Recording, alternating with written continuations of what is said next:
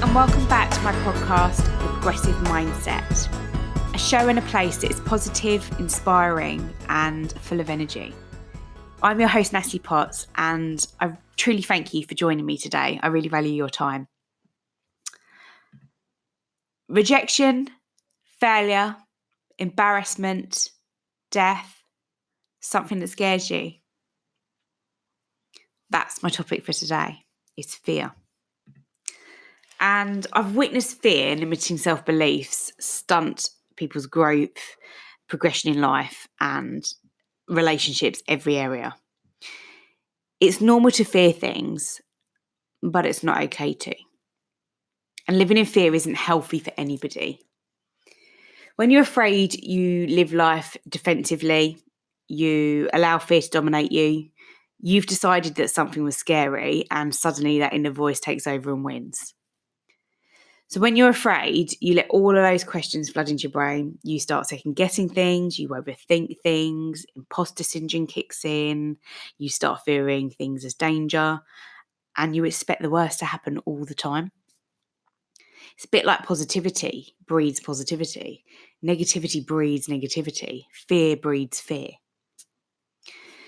So what's great about this is, and this is where I'm reframing things, is that you're not alone. Everybody has self-imposed fears at some point. And you just need to learn how to overcome fear and look at things differently. And last year I was mentoring someone, and this was corporate coaching, and they were talking about their experience with someone that was line managing them. And this person had given some feedback and said pretty directly that you just fear failure. And they said they found it so hard to take. It was out of the blue. They weren't waiting to hear it, and they didn't know how to respond. And they said my instant reaction was just to shut down. And they noticed that they became very introverted in character, and that wasn't like them. So this is where it became interesting. So I used coaching here as well, and this is what I love about coaching and mentoring, is combining them together at points, and this is where it becomes really powerful. However, you have to be really clear with somebody the difference. Coaching is you asking amazingly empowering questions and the right questions to draw the information out of your client to move the information to be quicker than if they were to do it on their own. But mentoring is very different, and is often someone who's more senior, they've got more experience, and often the experience is somewhere that you're wanting to work, and they're sharing things of what worked well, what didn't work well, and they talk through maybe scenarios and situations to help someone move forward. So they're really, really different, and I'm really clear when I work with people that I make that known to them, the change, and I make it known to them when it's appropriate to use each type of focus, whether it's coaching or mentoring. And we started to reframe the fear for them. And we broke it down and looked at what is fear to them? Where is it showing up? How is it showing up? And what does it make them feel? Because you need to get the reality of where they're at with that fear in order to then look at how they move forward and how you can overcome fear. So they allowed the fear of thinking that other people were criticising them or laughing at them impact. They allowed the fear that they thought they weren't good enough, that their boss thought that they weren't making a big enough impact, and that they couldn't do any other, the other roles within the business. And that consequently was impacting their positivity. And that's the pure example there, is the fact that they weren't expecting that to be the feedback, and it instantly impacted, and suddenly they took it quite negatively. It impacts their passion and can make you kind of withdrawn in character. And all of this was just around the fear of someone else's opinion and perception. So when you start looking at it from a different perspective, and again, as I say that word, reframe it, you can look at the mindset you have around this and create a new set of fears. And these can be fears that actually drive you to success every day. Why would you not have the fear not having taken action in one day?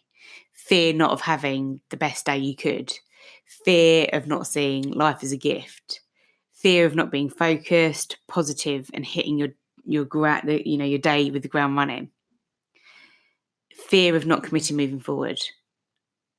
Why would you not have those fears as actual drivers for you? And this is all about letting fear be a catalyst. So what is the root of the fear? Again, coming back to that reality.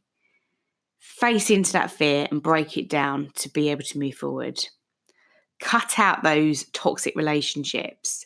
And with that example, it's not easy to necessarily say you can cut out the working relationship, but you do need to look at it in a different way and think about, well, that person clearly doesn't know how to engage with me, and maybe I need to be more confident in confronting that situation and sharing how they made me feel by giving me that feedback and how they get the best out of me. And also I need to know that how I deliver that to them is important in terms of I know that I need to get the best out of them as well. So cutting off relationships can be a great win, and it can really look at the energy you have around you. You need the energy to be empowering and inspire you, and this will then allow you to reflect and be wanting to take action. You'll be clearer in what you want. You'll have stronger relationships, and that helps to really build momentum when you have stronger relationships. And you start to see things differently. You either see, what I say in life is, you either see opportunities or you see obstacles, and you very much make a choice about which one that you want to go with. And you will see people that believe in you and believe and empower you to be the best you can be. So then you can look at overcoming your fears and overpowering them. So we know we all have those self-limiting beliefs and those fears on ourselves, and they take away the potential for success, significance, and just our overall enjoyment of life. And I don't know what your fear is. Maybe you're sitting here thinking, actually, is it rejection? Is it that I fear taking a risk, that I fear failure, that I fear losing all my money, that I fear being judged, that I fear I'm not good enough? Whatever your fear is, it is not bigger than your will, passion, and drive. And I'm going to say that again because it's really important. Whatever your fear is, it's not bigger than your will, your passion, or your drive. And that's why I focus so much with people in taking action, in not letting those self-imposed fears slow them down. Do I fear things? Of course I do. Do I fear failure? Yes, to a degree. But truly, I've put myself into a position now where the only thing that I fear, if someone was to ask me, is the fear of somebody in my life that is important to me having something really bad happen to them. That's all I really fear.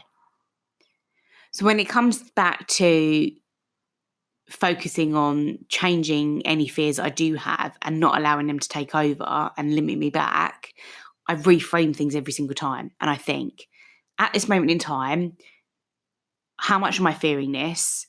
What is it I fear about it? And really understand exactly what it is. And I face into that fear and I break it down to move past it.